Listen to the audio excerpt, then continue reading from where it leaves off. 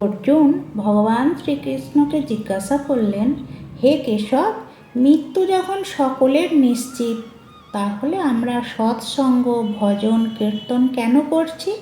যারা সংসার ভোগ কামনা বাসনা পূর্ণ করছে তাদেরও তো মৃত্যু হবে।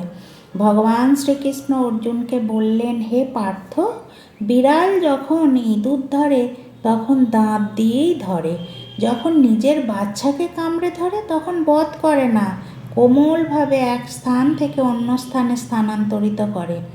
দাঁত একই, মুখও একই, কিন্তু পরিণাম পৃথক পৃথক।